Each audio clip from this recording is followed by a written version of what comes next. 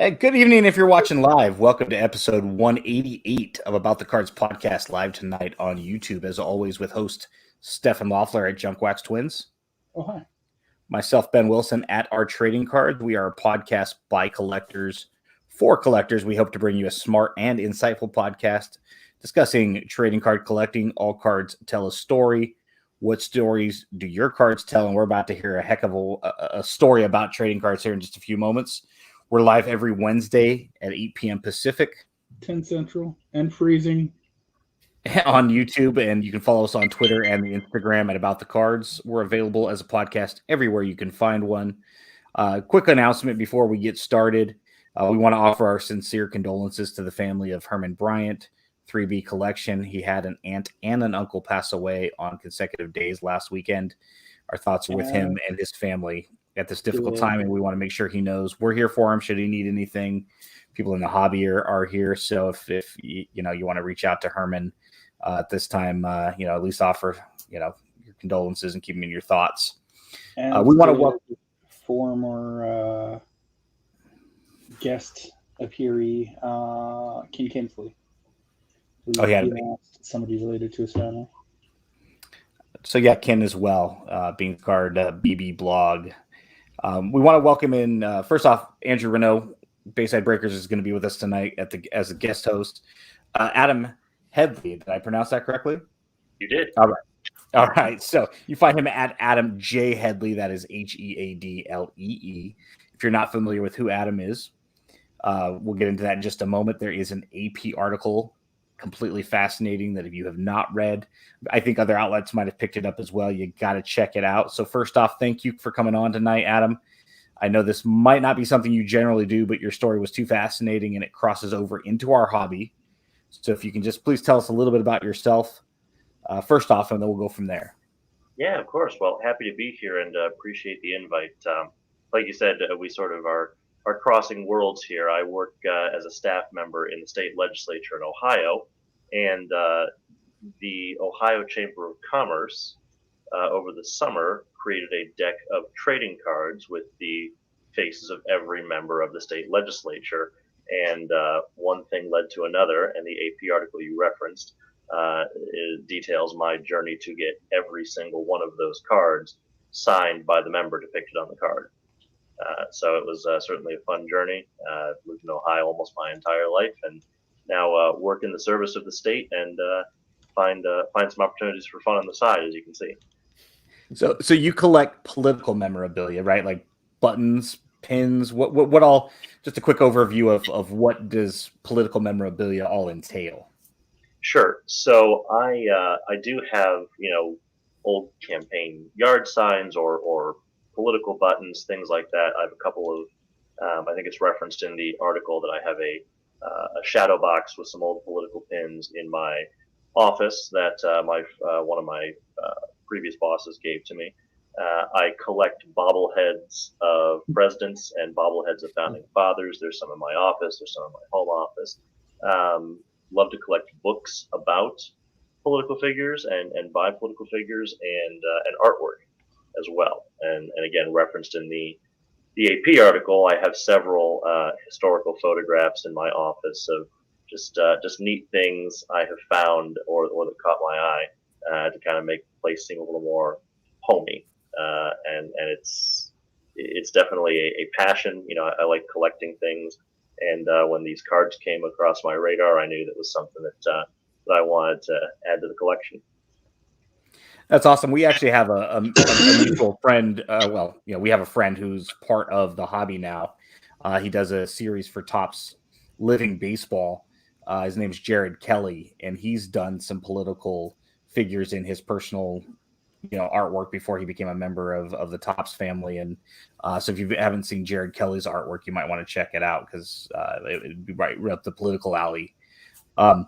So when we saw the AP News article, it was just really fascinating, mostly because, and again, it's like I got these 99 cards. It's the Chamber of Commerce, correct? Correct. It is, okay. And so it's got every current sitting state lawmaker. That's correct. So there's 99 members in the Ohio House, and there are 33 members of the Ohio Senate. So they made 99 House cards, 33 Senate cards, one for Governor DeWine, and then 10 throwback cards. We have several legislators who have been here for more than 20 years, or they were here 20 years ago and they returned. And Gotcha. so the Chamber of Commerce puts these out once a decade. And so Gotcha. there are 10 lawmakers who were here when they did it last in 2001, and they have throwback cards of what they looked like on their last tour of duty down here that were included in the set as well.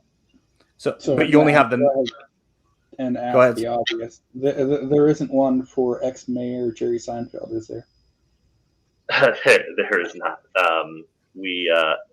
And it's interesting you mentioned about the current lawmakers. We have, we've had a couple of members who have left to, some have been elected to other offices and left, and so the deck of cards reflects the legislature as it was in approximately August or September of 2021. And so it's interesting now seeing as some of these members have left and they've had appointments to fill the vacancy in the seat. Now the shape of the legislature is changing, and now this is a deck of cards that is frozen in time, which was some of the appeal to me as well, is that it's there's going to be great historical value in this one day. This is the sort of thing that maybe one day I'll donate to the State House Museum, and in 50 years, when none of these people are in office anymore, it'll be something neat to look back on and have that as part of the public collection too. Well, that's the beauty of the trading card hobby, for us as collectors is, again, it's a snapshot in time. It's Stephen collects the Minnesota Twins, myself, the Oakland A's, Andrew collects, the San Francisco Giants and Will Clark. And so, again, when you get a team set from 2022, that's the team. Perhaps it was the team from last year. A lot of these players might be moving on in free agency or through trades, but it's, again, it's a snapshot. So when you look at them year over year, in your case, with this being every 20 years, how much did this set cost if somebody wanted to go? And how would we go about buying one if we wanted to?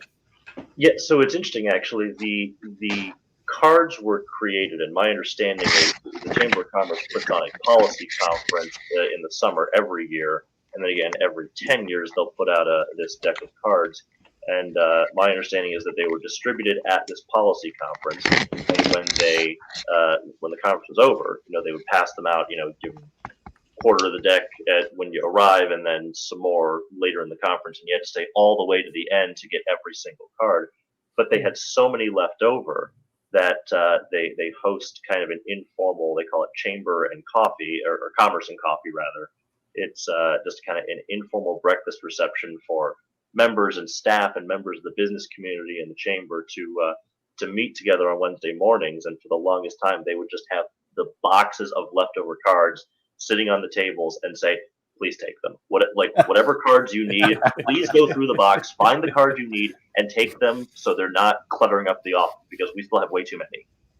So to answer your question, to my knowledge, they're not for sale. They didn't cost me anything. I got my stack of cards by going to the breakfast reception and collecting all of them. And I don't know if they succeeded in getting rid of all of them or not, or if they still have them around. But if anybody is interested enough in obtaining one, just ring up the Ohio Chamber of Commerce and see if they still have some laying around. That's awesome. Yeah, a lot of collectors do what's called through the mail. I don't know how familiar you are with the hobby itself, but a lot of collectors do through the mail autographs, where you'll mail off, a stack of cards to your favorite player or players, and self-addressed stamped envelope, and hey, send them back. And some do, some don't. Some former athletes are fantastic about it. Other ones, they're infamously won't sign them regardless. But you got a stack of these cards here. There's 99 of them. You're like, what would be a good idea? Let's get these autographed. I mean, how did that come to your mind? Like, this would be a good idea. Right, exactly. And it looks like my screen might be frozen, so I hope I'm coming through okay still. We can hear you. Good. Okay, good. So it started off with, there are some members that I'm closer with than others. They're almost friends. And when I got these cards, I started off, I think a friend of mine gave me a stack of maybe 10 of them, nowhere near the complete set. But he gave me 10 of them, and one of them was a member that I know particularly well, and so I went down, to his office and said hey and caught up a little bit and said, hey, you're gonna love this. I got this baseball card.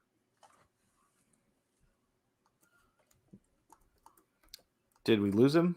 No, I think we lost him. And he was so excited. I wish my screen wasn't frozen. Let me see if I can maybe try and get that to pull back up, because I'll show you the card. I have it here.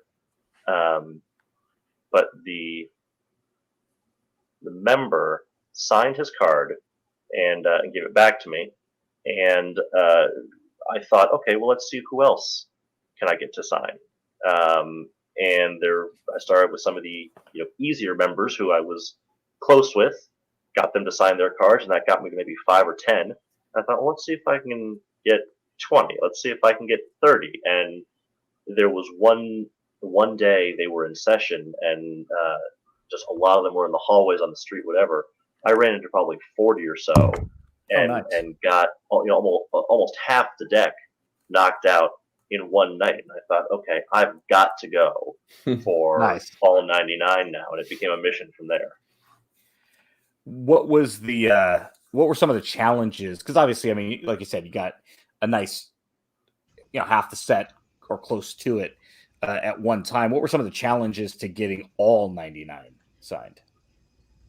Yeah, a lot of it is schedules. And I see I'm back up here, so I'll show you. So this is the first one that was signed. This is Representative Creech from the Dayton area, and he was the first one to sign his card. That's one of one, and it went all the way down to the 99th member, Representative Sykes, who at the time was minority leader of the Ohio House, and she was the 99th one. So that's the story right there. So those are your bookends. I mean, but question about the difficulties. There's 99 members. If nothing else, it's just hard to track 99 people down Sure. and run into 99 people. So some of it was scheduling. The minority leader, especially, very, very busy woman. She's difficult to find. She's always on the move doing something. And I was very fortunate that a member who had already signed, that I'm friends with, arranged for me to meet with her and told her about the project and said, we're going to go ahead and see if we can get you, 2 minutes with Leader Sykes, and you can tell her about your project and have you sign. And so that came to pass. And same thing with some of the other members, just harder to get in touch with because I didn't necessarily run into them as often. They worked on a different floor or they had busy schedules. It's just not someone I ran into often. And so it got down to the point where I was, in the maybe 9 cards left to be signed. I started to have to, call their offices and say, hey, can I schedule 5 minutes to come meet with the representative at their convenience and have them sign. And again, in the end, all 99 were willing to help me out and willing to sign their cards. And I have a complete set now to show for it. So now one thing that is a hot debate amongst collectors is how we organize our cards. There's no right or wrong way. And a lot of it comes down to your personal preference of, if I added something to my collection from a set from 10 years ago, how am I going to go into my collection and find that particular set to add this additional card or cards? Right. With these being 99, first off, it's a fantastic number because you can put them in 9 pocket sheets. Do you put them in order numerical? Do you put them alphabetical? Do you put them in the order in which you got them signed? Who you like the most to who you like the least? I mean, how do we go about, if we were looking at a binder, like this person, without getting political, this person's on the wrong side of the aisle. Sorry, dude, your number, or gal, you're number 99. Right. So, so I have the 99 signed house cards, and actually, as we speak, I'm working on getting the 33 members of the Senate to sign their cards as well. I only have 7 senators left to sign theirs. The governor, as I mentioned, the Governor DeWine has a card, and he signed his as well. Nice. And so I have been fortunate that everyone's been so receptive to it. I'm biased because I work for the state House of Representatives and not the state Senate. I have great respect for both chambers, but my heart belongs just a little more closely to the House. And so my plan, once everyone is framed, or everyone is signed rather, I'm going to get a custom framing job done and put them all in sort of one big composite frame. And the way I'm going to arrange it, there are 10 of the throwback cards I was talking about later. I didn't get the throwback cards signed because there's something about the vintage nature of them. It seems more fitting to have those be preserved, as it were, because each of those members has their own corresponding card from this legislative session. So what I'm going to do is, in alphabetical order by last name, I'm going to have the first 5 throwback cards on the top row, and then Governor DeWine in the middle of the top row, and then the last 5 by alphabetical last name have a row of 11. And then from there, 33 members of the Senate, 99 members of the House.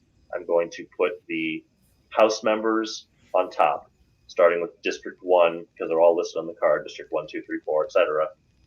Have a row of 11, 11, 11, 11, and after the House, have the 3 rows of 33 senators, also organized by district number. That's the most fair way to do it, I think. See, and it's kind of funny. That's actually the way that some of the printing sheets are organized. They're run in horizontal rows of 11. So in a print run, you'll have 132 cards. Sounds like you're like 1 or 2 just above that with the 33, the 99, the 1. But it's just interesting observation, I suppose. It's going to be like a political memorabilia trading card Christmas tree. I love it. So perhaps there was nobody that fits into this category, but if you've seen the movie Ace Ventura, when Ace goes on his quest to see all the rings, he ends up, one guy's on the track and uses chloroform, and there's another guy in the restroom that he peeks over the urinal at. What's the weirdest place that you had to get a signature, or was everybody pretty cool about, hey, office hours only, Yeah, so I made a personal rule for myself that I'm not going to, interrupt a member while they're, in the middle of a conversation, or if they're in committee, or if they're on the floor, in the middle of any official legislative business. And so a lot of them I would see around the halls or in their offices, in the elevator bank. Again, I told you they have the Chamber of Commerce breakfast reception. They have different organizations and agencies have receptions in the evening. Sometimes it's easy to see members there often.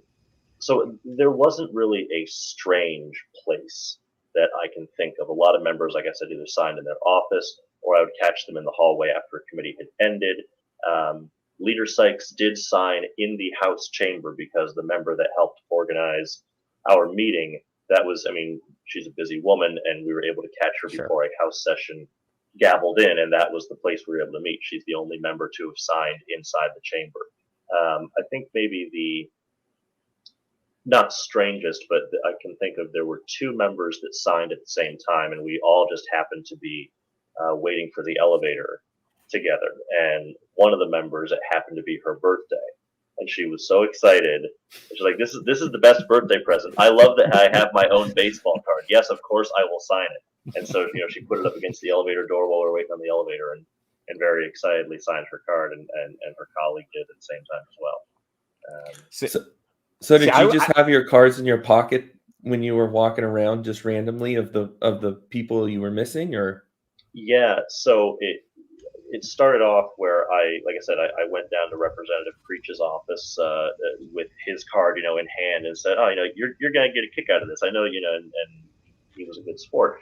And then when I started going on this mission to get all 99, I did take to carrying whatever cards I had not had signed in my jacket pocket. And, you start off with 98, that's a little bit of a thick stack, but it dwindles and dwindles and gets down to, only 10 left, only 5 left, only 2 left, So I would have went into the House session right before I got arrested and been like, "Hey, listen, I got a stack of cards. I'm going to hand it to the first person, take yours out, sign it, pass it on to the next person. And then in 3 to 5 years, I'll pick them up with my shoelaces and my watch. No, that's awesome. I'm glad that so many of them, or all of them, were so courteous and even excited. I mean, we've had a lot of different manufacturers of cards on this show, and every time we're like, "Hey, when are we going to get the podcasters set?" And we want to be on cards, and so. Well, it's funny. It's funny you mentioned that, because I've had people. This became bigger than I imagined it was going to be. I was surprised at how many staff members, how many of the different lobbyists that we interact with, and how many of the members themselves knew about the project, were excited about the project, would ask me how many people I had left to sign, and what can we do to help you make this happen. And more than one person suggested, well, if the chamber is going to make these cards for all the legislators, they should make cards for the staff too. It can be like the minor league deck. Yeah, duh. I mean, it's the update set. We have that. So that's actually kind of a good segue into the question. The year is 2041. Are we going to have an Adam Headlee rookie card that we can have? And then are you going to be, are you going to be down to earth and be like, okay, fine, I'll sign it, send it over to the Ohio, and I'll send it back to the California? I mean, are we going to see that? Yeah, I have a passion for service. I have, ever since I was a little boy, I've always believed that one day I would run for an elected office. It's still a dream that I have. It's still something I hope to do one day. And if ever we do have a representative or senator or governor Headlee card, I will make certain, if you want, I will gladly sign. I will get it to you. I will sign any card that anybody wants if my face is ever on one like this from the Chamber of Commerce. Again, Andrew and I are out in California, Stefan's in Texas, so send us an Ohio ballot. We will do a hanging chad. We will vote for you. You have 3 votes going in. They're not valid or legal in any way. Perhaps we'll get a post office in Dayton or something for 6 months, so we can do it through the mail ballot for you. I do have at least 5 relatives that live in the Dayton area, and we'll probably be there next month. Now we're up to 8. Look at this. 20 years from now, you have 8 votes in the bag already. 5 perhaps are valid, but whatever. It's politics. To preempt Ben's West Wing counter, there's a great line from The Wire where Clay Davis mentions that you have to crawl, walk, and then run. So maybe he's just in the crawling stage, and we'll eventually get around to having his cards featured on them. But now he's internet famous for being on our show and the AP. We're going to take all the credit. So therefore, because of it, post hoc ergo propter hoc. There's your West Wing reference. Counting on one. But I do have an interesting one on the people who you've had to sign. Is there any interesting intricities that any of them have had? Like, did certain people demand to sign in blue or red, or come to me for the last person, or? Yes. So I had taken to carrying with me, whenever a member is sending out a letter of commendation, someone gets their Eagle Scout or has a 100th birthday, or a business opens, whatever, their office sends out a commendation on this nice parchment paper with the house seal and all this fun stuff. And they have these very simple felt tip pens that they sign with. And I thought, well, wouldn't it be a nice touch if I had the members sign with, a house signing pen, sign the house cards. And be careful, because it's I call it permanent enough marker. It's not a Sharpie where you can run your finger across it as soon as you're done and it stays there. Actually, there was one member, when he signed, he did that. He ran his finger across. He's like, oh shoot, that wasn't Sharpie, and so he had to smudge his entire signature out and re-sign it. But so I always carried that pen with me with the cards. There was one member who is in his other life is an announcer for a couple of local roller derbies. And so he has his own trading cards from the roller derby in addition to his trading card from the State House. Awesome.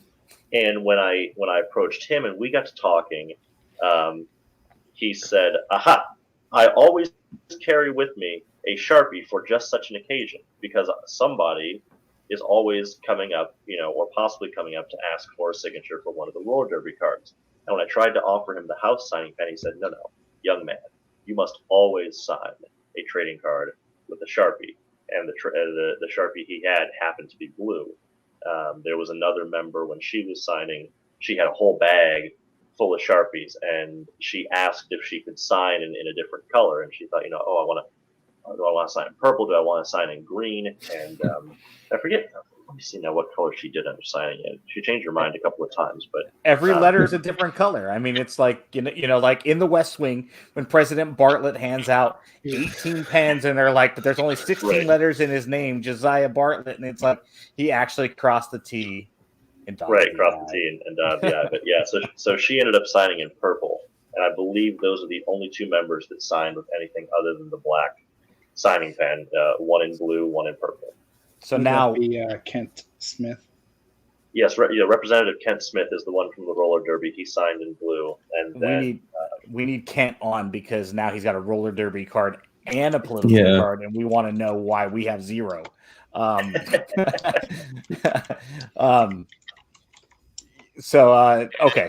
as a political memorabilia collector, what would you consider your holy grail piece, the piece that you have to have in your collection before you die? You don't have it yet. Got to have it, though. Well, I'd like to have the complete set of the senators, and have the whole trading card. I'm very hopeful. We're down to 7. I'm hopeful that everyone's going to sign, but there's just a little, nag in the back of my head. What if we finally run into the one person who thinks this is dumb and refuses to sign their card, right? It's we were so close. It's interesting. I don't know that there is necessarily a holy grail piece in the political memorabilia world. Like the Honus Wagner baseball card is the holy grail of baseball cards. I guess when I'm collecting, it's things that appeal to me, things that strike my fancy. If it's a piece of artwork, it's okay, this is somebody from history that I admire, and I like the way this photograph is crafted. It's sort of one of those you're not necessarily looking for it, but you see it and you know. And it's the same kind of way with the other items I collect, with the bobbleheads or what have you. The bobbleheads, they release a new president once every year or two, and slowly they're working their way towards all 46, I think. And so when one comes out, I go for it. So you should look up the Washington Nationals. They have 4 mascots after 4 of the presidents, and there's usually a bobblehead or 2 during the year. Wanted to put this on your radar. 1, because I have one of it, but 2, it's just a cool piece. Piece of American Pie, authentic remnants from the Berlin Wall, with JFK naturally. John F. Kennedy speaks at the Berlin Wall. So somebody gave this to me years ago. Said that, hey, since you live in Dallas, this is kind of cool. Why don't you have it? I'm like, cool. Well, there, and of course, I live in Dallas. I went down to Dealey Plaza and chipped away a piece of the I-35 bridge that's right in Dealey Plaza. Is that even legal? Jesus. Well, I mean, it was on the ground, so it's only like a small piece of rubble. Only kind of illegal. But people swear that that's where the second shooter was, or no, he was in the sewers. So I have those 2 pieces next to each other. I guess going back to your question, I guess this just came to mind. If there's a piece that at least I consider to be, the quote unquote holy grail in terms of what do I want to add to my personal collection, one thing that I'm always on the lookout for, that I hope I'll be able to add one day. I have a lot of admiration for Ronald Reagan, and I read his autobiography when I was in high school, and it's a very well-written book. But Reagan did not give out autographs willy-nilly, which is interesting considering that he was an actor, before he was president and governor. By the time he retired from public life, with the onset of Alzheimer's, post-presidential Reagan autographs are difficult to find. You can get Bill Clinton to sign a book, you can get George W. Bush to sign a book, but the Reagan autographed autobiography. It exists, but they're scarce because he did not sign many of them. So that's one that I hope to one day have in my collection. That going to have to do some hunting for. Gotcha. So we always ask all of our first time guests a question: if you could own one card, what would it be? Because a lot of times it's personal to us. It's something I collected as a kid. It's something that was my first card, introductory, whatever it is, and it's always a personal story. Because really, the answer is, the T206 Honus Wagner or 52 Mickey Mantle would be the card we'd own, perhaps a Wayne Gretzky rookie card, a Jordan rookie card, depending on what your sport is. So, what is your favorite piece of political memorabilia that you currently own? That's a good question. I'm very. There's a lot of these that I'm very grateful the members signed because either they were hard to track down or what have you. I think probably the two that I think are the coolest is I have, and I'm not sure if it looks like it froze here, but I'm hoping you can see this. I'm holding them up. Is Governor DeWine's card. I saw him at the annual Christmas tree lighting. Looks like we might have lost Adam there. Maybe he dropped. Well, if we can get him back on here, we definitely will, because we'd at least like to say goodbye to him. What a fascinating story. Just in case we don't have him, that's incredible. And again, so thankful to have him on this evening to share his story with us, because it does cross over into what he collects versus what we collect. And I always give my dad a hard time about are you a trading card collector or not? And he has a lot of trading cards, but they fit. I got Beetle cards because I collect Beetles. I've got Monkey cards because they, I collect the monkeys. I got this, that, and the other thing. They cross over, so I'm not necessarily a trading card collector, but it fits into his. Again, Adam doesn't necessarily collect trading cards, but these trading cards fit into what he does collect, and love to see that framed once he gets it complete, because he will get it complete. May not be as quick and easy just because the Senators might not be as available to him. But what an incredible story. And again, we'd like to thank him, assuming he can't hop back on. We'd like to thank him for his time this evening and sharing his story with us. If you Google Adam Headlee, Headlee, and then AP article, it'll come up if you want to read it. I'm sure there's probably some other outlets that picked it up as well. And, we can use the About the Cards podcast Twitter handle to tweet that out. But what an incredible story. So thank you, Adam, for your time. We really appreciate you sitting with us for a half hour and sharing that story. Always awesome. When you get these one-off things that just, like the people that collect ticket stubs from their favorite player, Johnny Bench, Kirby Puckett, Will Clark, Mark McGuire. How would you start that? Like, I've got 8 from when I was a kid. All right, well, you got 8. But now you still need another 1,500. Have fun. Yep. And more that just pop out of nowhere.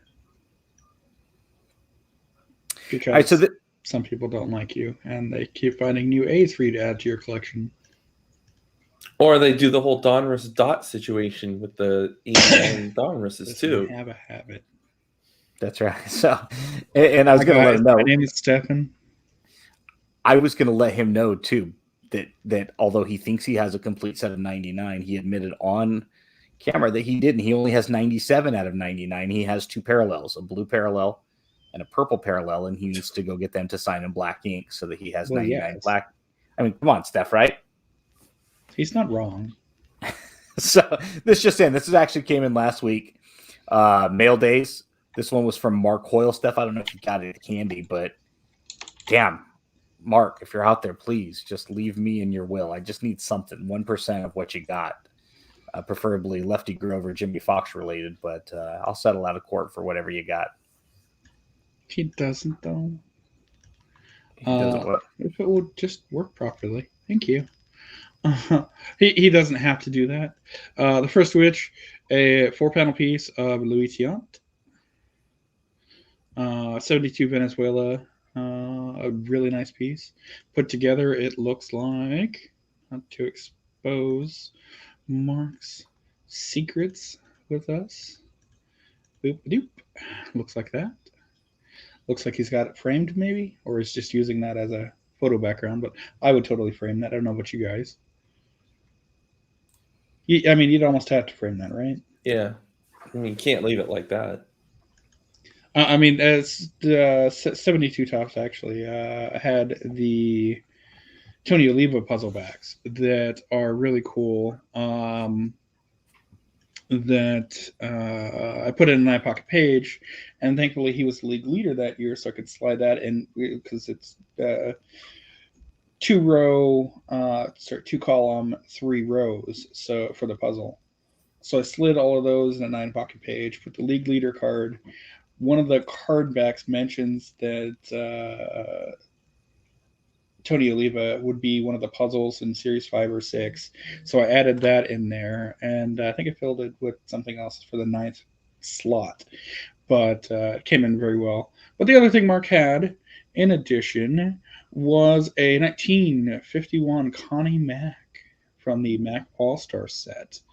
I believe these were kind of punched out. The idea would be that you would fold right here along the red and have him stand up. But it's a really cool piece, really rare, stupid expensive.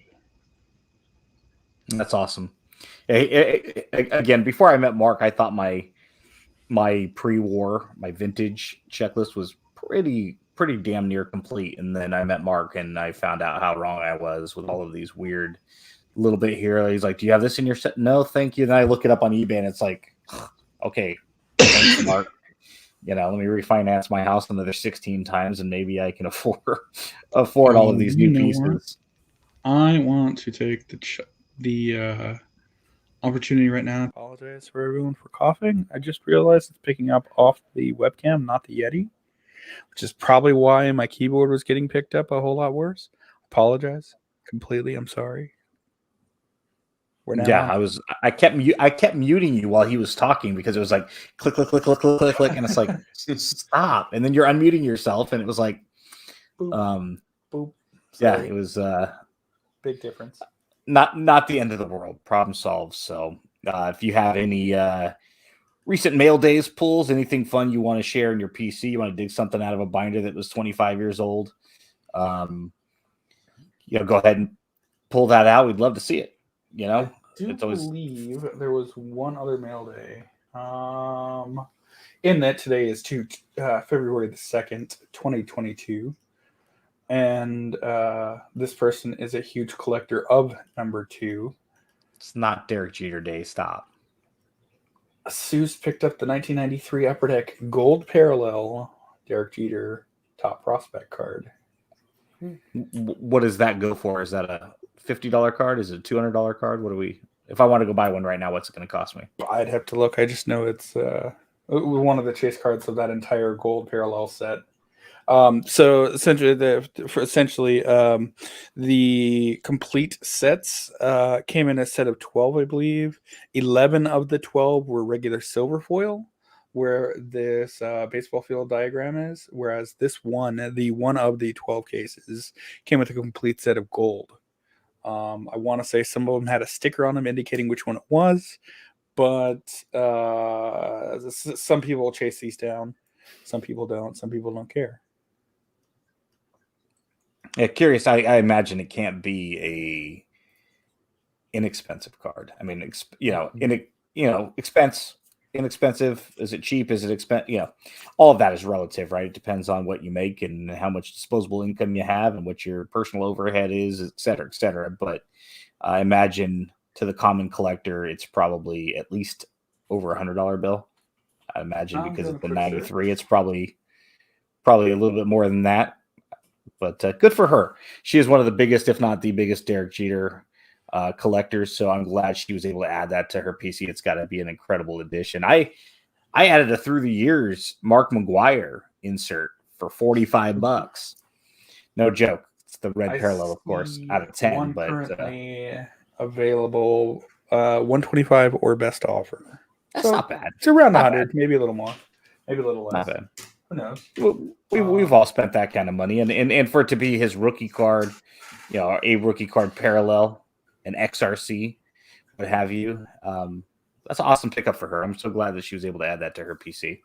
I mean, she totally should have waited until the 22nd of this month because it's 2/22/2022, and yes, it's a Tuesday.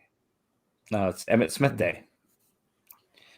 So the week that was last week's releases, Jared Kelly, Josh Hader, card number 487 from the Brewers, and 488 Roy Oswalt for the Astros. I did not pull sold numbers, so you can go chase those down if you're interested.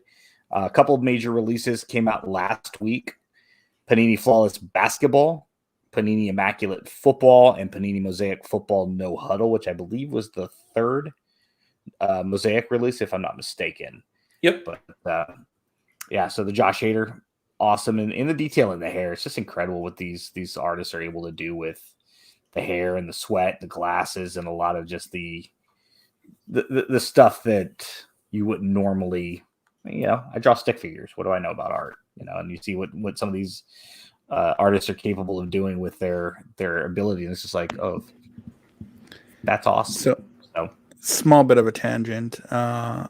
The one series that I hadn't finished of the run that they have, I hadn't watched Deep Space Nine, so I'm currently in season 1. But I recently found out that one of the actors on the show's grandfather was a renowned Icelandic painter. The painting bit got to me, but there's also an episode with a baseball player. It's nerdy. The more you know. Hello. Hey, Adam. Hey, apologize about that, guys. My computer had just a complete spaz out. we were just getting ready to wrap up anyway, and thank you for your time. So we appreciate you hopping back on after you hopped out, because we weren't sure if you were going to hop back on. We're thanking you for your time, and we dropped the AP news article into our YouTube chat. And fantastic. But yeah, I don't know if how much you caught before it conked out on me, but to answer your question about are there any pieces that are personal favorites of mine, I think the three that stand out the most are the three members of leadership, basically. Governor DeWine's he's a baseball fan, and so he had such a smile on his face. He was wearing a mask when I saw him at the annual Christmas tree lighting, but even so, I could see the corners of his eyes going up, and I could tell that he was really excited to see that he has a baseball card, and he was looking at it and turn it over and really excited. He was very gracious. So let me ask the obvious question then: Reds or Indians? Just our Guardians, as it were. I think the Governor DeWine would say that he is just always happy when an Ohio sports team goes on. With the Bengals going to the Super Bowl, I know he's excited about that as well.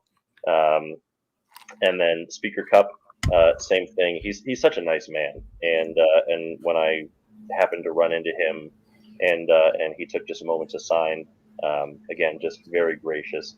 But this one, I think, probably is the one that I will always have a very special spot in my heart, and that is Leader Sykes's, because it was the last one. And when she signed it, and I walked back to my office and I put it in the deck with all the rest of them, it was sort of I can't believe that this is real.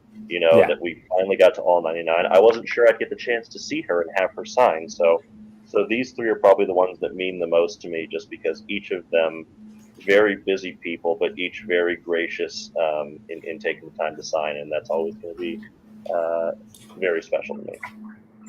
Yeah, what an amazing accomplishment. One of the things we had said right after you dropped is, we need to have you back on to show the final piece once it's done, because it will get done. It may not get done tomorrow and next week, because again, the level of politician you're after now is going to be a little harder, I would imagine, to come by, as you outline. That's going to perhaps take you a little longer, but that's all right. It's it's a puzzle, and this whole hobby is a puzzle, and sometimes you're able to complete aspects of it. You'll never be 100% done as a collector, in whether it's political memorabilia, whether it's tennis shoes, whatever it is. That's why it's a hobby. You enjoy what you have, you appreciate what you have, and there's always something else on the next block to chase. And once you get that complete, we'd love to have you back on and share that part of the quest, because it's not over yet. It's it's like a 2-part movie, right? It's part 2. It's you got the first part done, great accomplishment, and then of course we always we made a joke at your expense that you're not 100% complete. This is where the AP won't say it. Well, we will. Stefan is a huge parallel collector. You have to have every variation. Mm-hmm. Technically, you have 97 out of 99.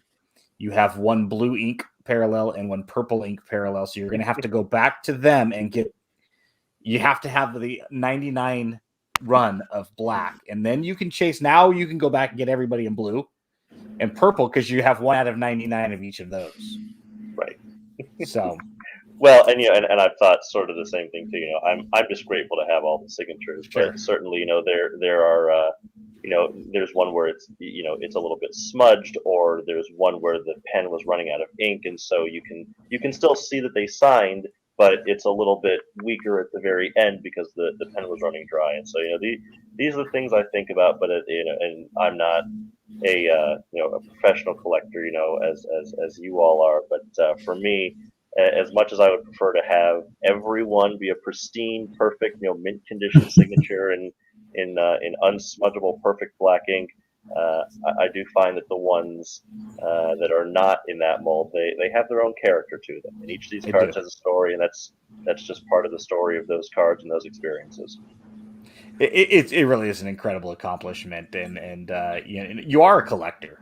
You are a professional collector. You did it. You accomplished something. And like I said, when we saw the story, I reached out to Steph, and I'm like, I'm going to see if I can get him on, if I can, get a hold of him, because we want to hear about it, because it crossed over into our world. And again, we thank you for coming on tonight and giving us a little bit of your time and telling your story. It's not over. It's to be continued. So when you get that done, you have an open offer to come back on and tell us the rest of the story. And then 20 years from now, we expect signed Governor Headlee cards, in all the different colors too. You got to sign it in all the, we want black, blue, green. That way we have the complete run of, as many pens as we can find. So thank you again, at Adam J. Headlee on the Twitter. And you can always go Google his name for the article from the AP, because it really is a fascinating read. So thank you so much, Adam. We really appreciate you coming on tonight. Definitely. Thanks for coming in. Yeah, thank you for having me. Yeah, anytime. Thank you again so much. We appreciate this story. It's incredible. Absolutely. So, all right. So hot off the press, new releases. Topps Living Week 204. Josh Bell, first baseman for the Nationals, and Jared Kelly, 490. Dante Bichette, outfielder for the Rockies. They have already done his son Bo, and they had the netting behind both players, so you can set them side by side. I think it's I should have probably counted, but it's like the 7th version, I think, now of family members. I think it's more than that now. Is it? I know Matt Major at Cardboard Stats had tweeted out the side by side pictures. Yeah, I thought he had 8 or 9 of them. Could be. Like I said, I should have counted, so I just didn't make up some random number. I think it's like 13.8. Yeah, so, Topps. Go ahead. It's not mentioned here, but personal connection. My dad took a class taught by Josh Bell's mother. She was teaching in the MBA program at UTA. He grew up here in the local area, and then got drafted by the Pirates, traded around a couple times. But personal connection. Pretty sure he just went from the Pirates to the Nationals, and that's it. I don't think he's played for another team. He didn't like her, but that's beside the point. Topps Living Star Wars available through next Tuesday. I have no idea who these are. So, Andrew, this is all you. Card 279, Constable Zuvio from The Force Awakens. You can kind of say he's from The Force Awakens. He really does not have a big role in that. He's actually more in the canon, in the books, in comics kind of deal. on Jakku. He's essentially a policeman. How do you know that? Huh? You love Star Wars more than I love 1987 Topps McGuire's. Probably. I don't know. It's just fun. The characters are awesome. Then 280 Weeteef Sayubi from Star Wars. CUB? Is that how you pronounce it? It's hyphenated? Yeah. Yep. Star Wars story? Okay. Solo. He's more recognizable. So who is he, and where did he go to high school, and what was his first girlfriend's name? He's in the beginning. He's with Saw Gerrera. He's with Saw Gerrera's group, one of the fighters in Jeddah. In the very beginning, I don't think he makes it out when the planet blows up, but his interesting fact is he is actually the actor inside of him is Warwick Davis, who is a very big name Star Wars actor who's been in. I think he's been an Ewok. He's been all over the place. Wicket, so is more Wicket. So he's been more. The character is more him. So if you see, he will stand out in the movie very much. So the other guy, Zuvio, probably not so much. Okay, if you say so, I'm going to go with I'm going to defer to your expertise on this one. When I saw those today, I was like, he'll know who they are. Topps Throwback Thursday, available through tomorrow morning. Set number 4, the final set of the 1983 football design. Cards 10, 11, and 12. Card 10, Vladimir Guerrero Jr. 13, Fernando Tatis Jr. with a short print variation. And I thought a pretty cool card. Card number 12 is Robin Yount, who's gotten a little bit more hobby love recently with the Topps Living card as well. So hopefully we'll start to see more of that. Yount, Molitor, some of the Ryan Sandberg, some of the guys from the 80s that Ozzie Smith that aren't as represented. And of course, a lot of it's dependent upon contracts, can Topps produce or not. I personally, I feel like Yount's got to be probably one of, if not the most underrated baseball players of all time. Even though he's been in the Hall of Fame, people don't realize actually how good he was for so long. He played for Milwaukee. That was part of the problem. Yeah. Now that Yount is the same picture that they used for Topps Living. It is. Yeah. So Dave Winfield rookie card. It is. So when Angela's grandfather, I believe, passed, the family went through the entire house and they found like 3 cards. This amongst one of them. And, nice. It's the San Diego version, not Washington. They had no idea when he got it, why he got it, how he came into possession of it, but they saw an obvious sign that, hey, this should go to Angela. Yeah. And him playing for the University of Minnesota and eventually the Twins. So obvious extension into my miscellaneous Twins box. The year was 1988. I'm 9 years old, and we were in an LCS, and I wanted a box of 1988 Score so bad because it was so colorful and it was brand new, of course, and Score, and I was literally crying to my dad, just buy me this box. It was like $40 or whatever, and guy walks in and he's trying to sell a box of just shoebox full of cards, and he wanted like $100. My wife's in labor. I need the money for gas. I need this and I need that, and the owner's like, "No, I'm good." And he catches my dad outside and he's like, "Will you buy this off me? $80. And my dad's like, "No, I'm good. $60." And my dad ended up buying the box for like $40 or $45. And one of the first cards we pulled out when we got home and looked at it was the Dave Winfield rookie card. And there ended up being a few $100s at that time, Beckett prices in 1988, a few $100s worth of cards. So we definitely got a steal. And then my dad ended up buying the box of Score for me anyway because I was being a crybaby and just bought it to shut my ass up. But a win, as Michael Scott would say. So what's brewing this week? Nothing. There's literally nothing other than like some super or something and Leaf. So it's all that homemade crap. And then next week is 2021 Panini Rookies and Stars coming out on Wednesday.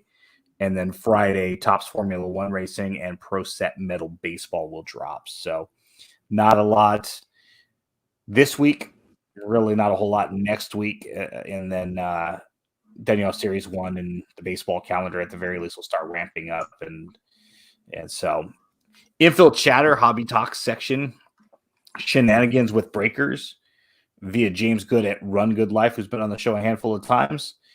He pointed out that the common collector, the yous and I's and us's of the hobby, or small-time breakers are having a tough time getting any 2021 Bowman Draft Sapphire, while breakers like Leighton and others have a ton. Now, I didn't verify the math, but James had said that Leighton Sports Cards had 30 boxes on hand at the time of the tweet. We've seen this before with Leighton, cheap fun breaks, blowout, and others where they seemingly get a considerable amount when others can't even get a single box. People are getting shut out, and these guys are like, yeah, we've got 800 on hand. Not to mention they get it like before it's supposed to quote unquote street. I mean, nothing new really. It's just shenanigans. Yeah, the screenshot that he provided shows Leighton having sold out Sapphire at least 6 box breaks. And I know people who struggled to even get one. I know people that for even Series 1 got their case cut down to 10 to 5 boxes to 2 boxes. But I'm sure all of the huge breakers will have several case breaks to share and post. Yeah, nothing new. Again, we're not here to, do a whole lot more than point out what's going on and yearly shenanigans call out.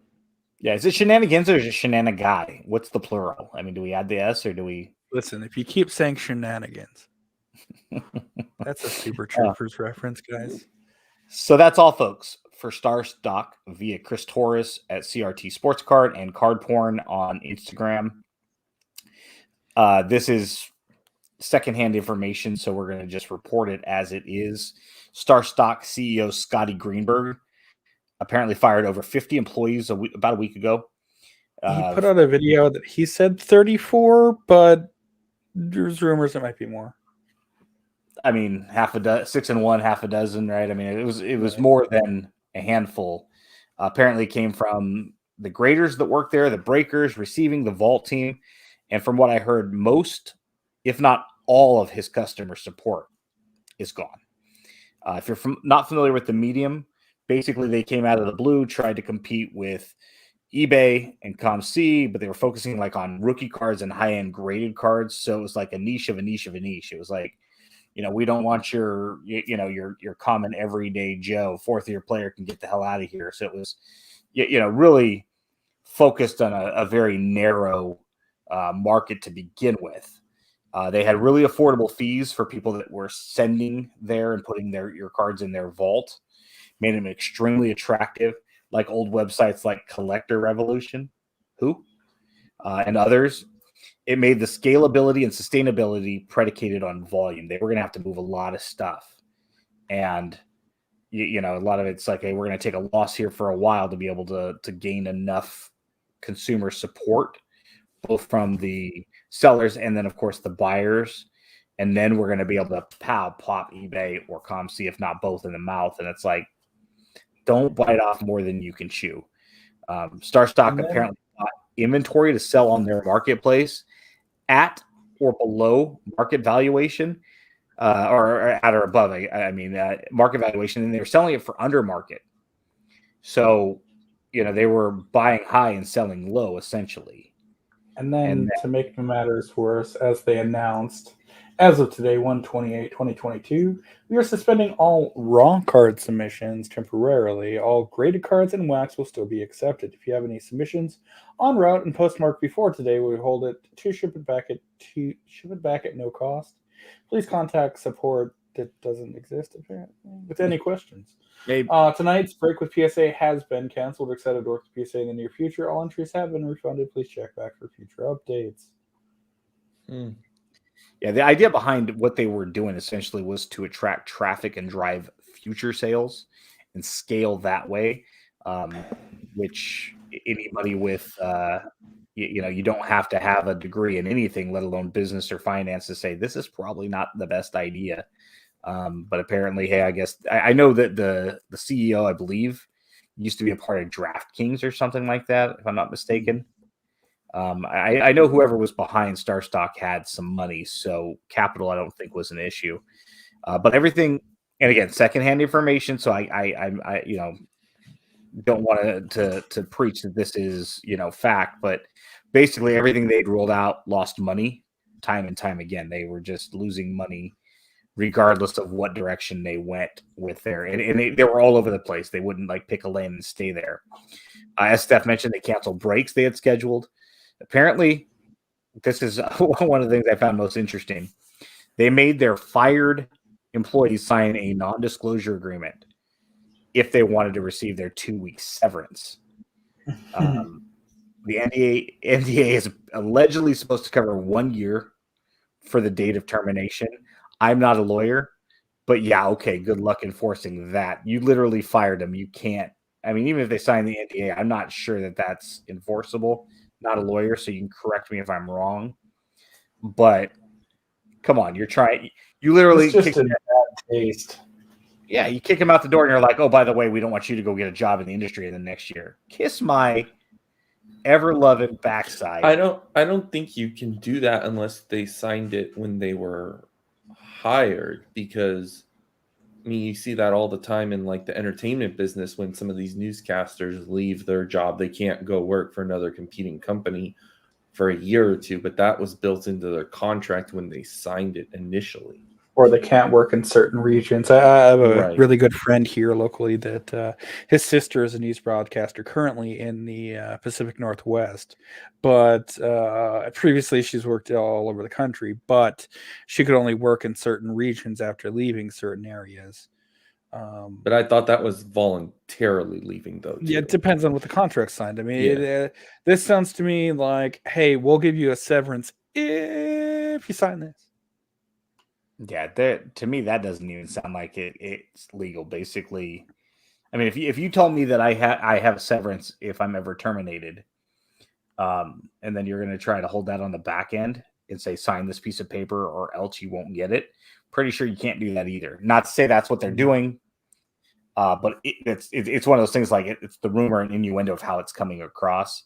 I mean, all industries, grocery store industry, hey, you retire.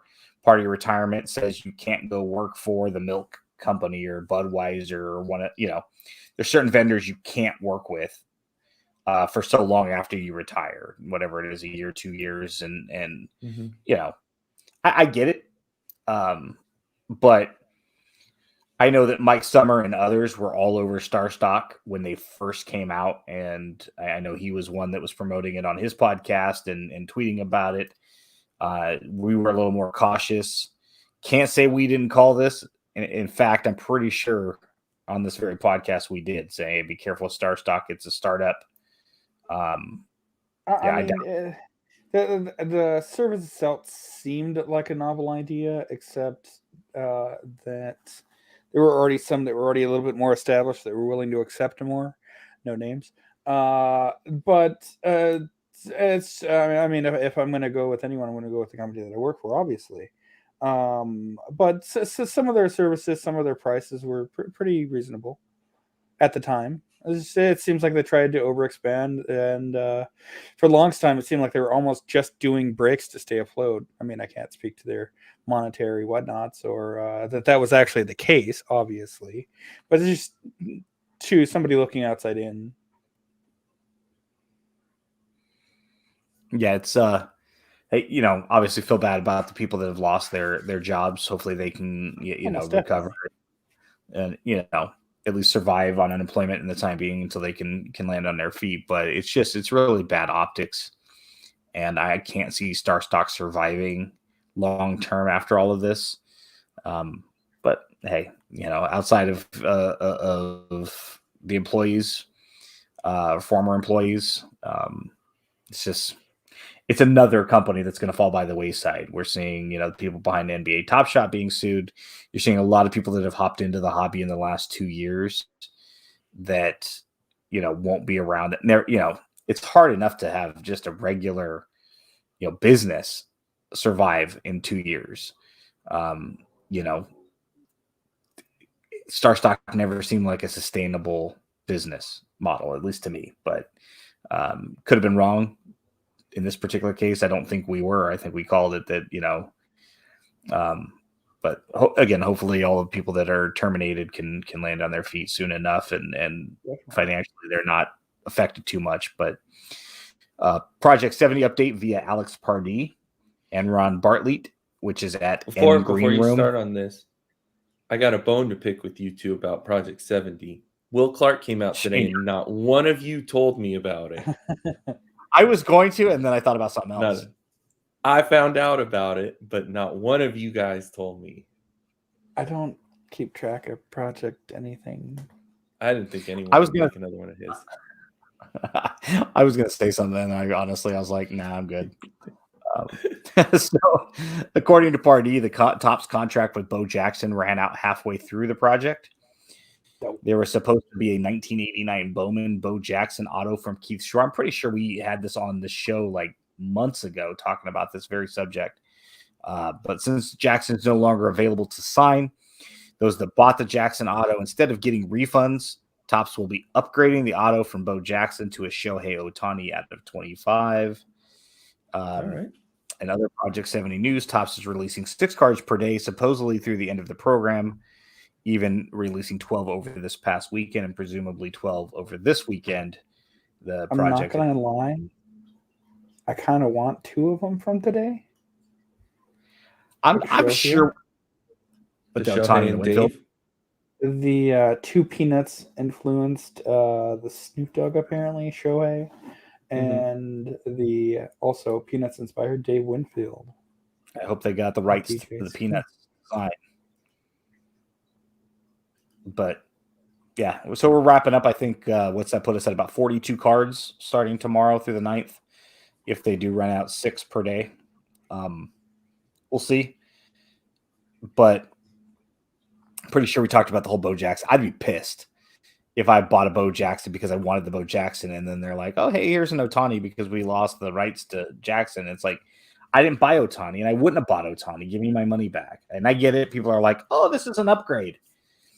Only from a purely monetarily standpoint. It's not as, But you could sell that Ohtani and buy a very nice Bo Jackson auto somewhere else, though. But I was trying to buy one today, and then you tell me, oh, well, you didn't want it yesterday. That only applies to things that already exist.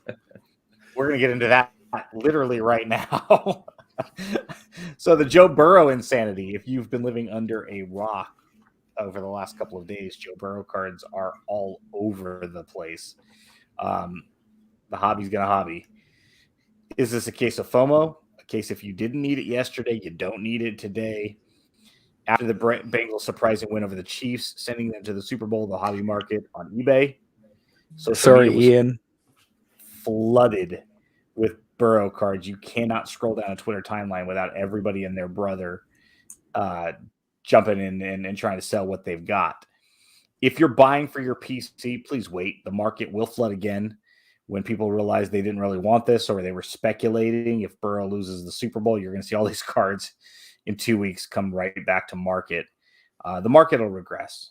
It'll settle. It always does. I mentioned the other day, and only a handful of people were like, don't tell us how to collect. But I was like, if you're buying Burrow today, you're doing it wrong.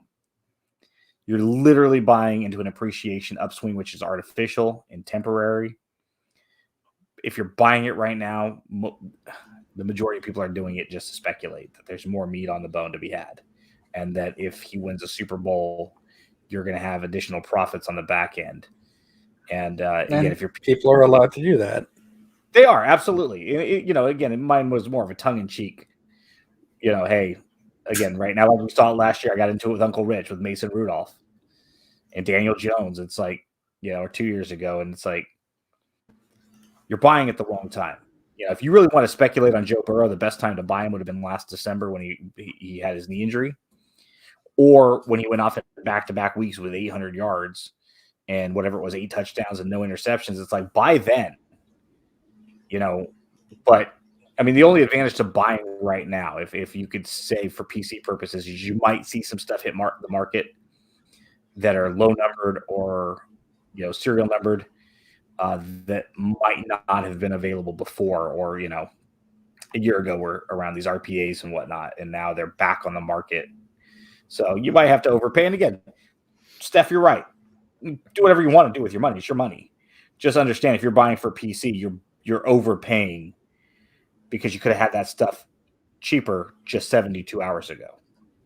But yep, I had a Burrow RPA listed for all season, gold standard, number 22, first off the line one. Was just sitting there, no one bit. They made the playoffs. Someone put in an offer. I accepted it.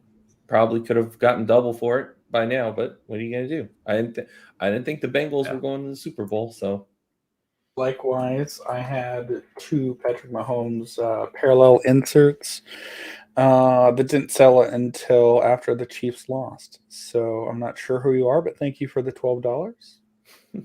And I think as a good wrap for this, 2 seconds, hit the button. Shh, let people enjoy things. Yeah, I saw a lot of people are like, well, what if he's the next Mahomes? What if he's Brady? It's like, but again, we're talking about very specific markets. You know, not everybody is. Remember Brad Johnson, Trent Dilfer, I'd rather not. Jim McMahon, Joe Flacco. They've got Super Bowls. You know, Jimmy Garoppolo had the Niners in 3 years ago and almost got him in this year, you know, which would have been 2 out of 3 years.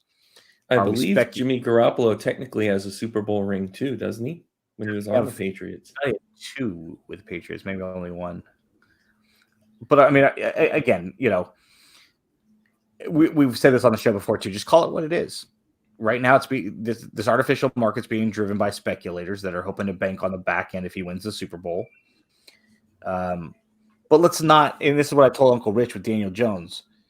He was the 6th overall pick. Burrow was number 1.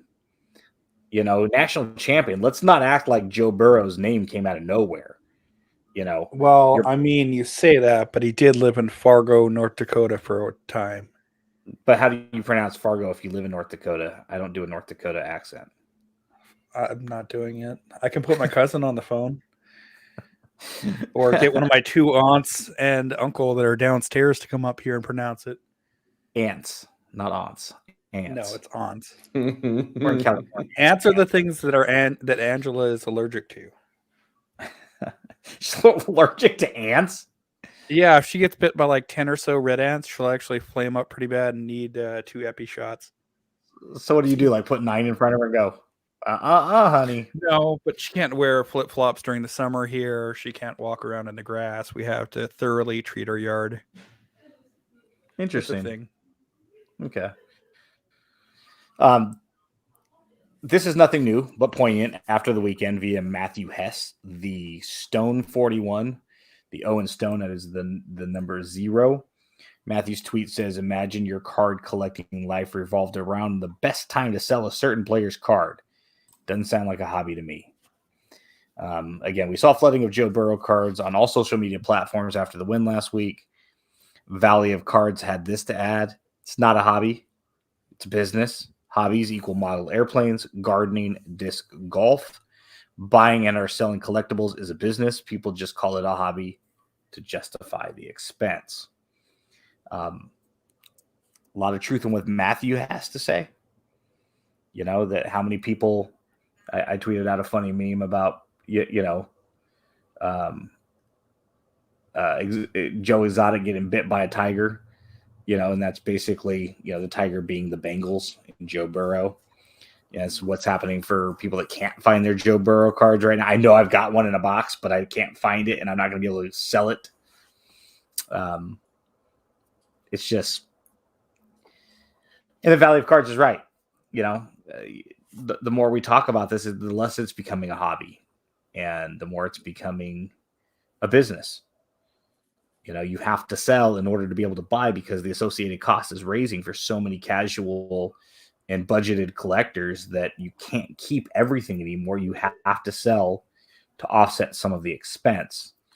And now with the new 1099s that are going to be coming down the pipeline, you know, you're going to see less and less people selling on eBay as a result, which could perhaps help the people that do buy and flip full time.